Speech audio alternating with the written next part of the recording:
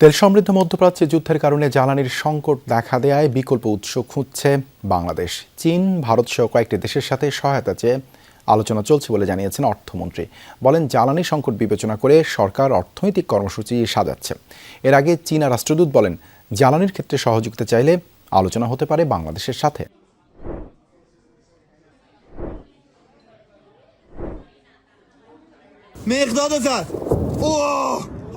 ইরানে মার্কিন যুক্তরাষ্ট্র ও ইসরায়েলের হামলা পাল্টা হামলায় যুদ্ধ ছড়িয়ে পড়েছে তেল সমৃদ্ধ মধ্যপ্রাচ্যে। এতে সারা বিশ্বের মতো জ্বালানি সংকটের শঙ্কায় বাংলাদেশও।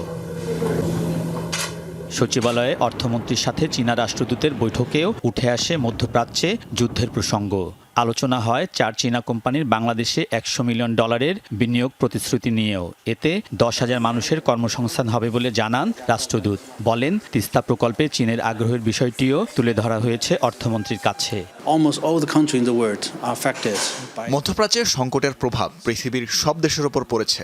আমরা যুদ্ধবিরতি, শান্তি আলোচনার কথা বলছি।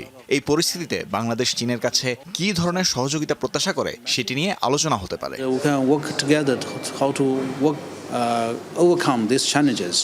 সম্ভাব্য জ্বালানি সংকট মোকাবিলায় সরকার সচেতন বলে জানিয়েছেন অর্থমন্ত্রী। বলেন, বিভিন্ন দেশের সাথে এ নিয়ে আলোচনা চলছে। এনার্জির জন্য তো সহযোগিতা চাই না কেন, আমরা সকলের কাছে চাইব। আমার তো এনার্জি সিকিউরিটি আমার জন্য অত্যন্ত গুরুত্বপূর্ণ। আমরা সবার কাছে চাচ্ছি, কিন্তু সাপ্লায়ার্স যে সমস্ত জায়গায় সাপ্লায়াররা আছে সকলের কাছে আমরা চাচ্ছি, কথা বলছি, কাজ করে যাচ্ছি।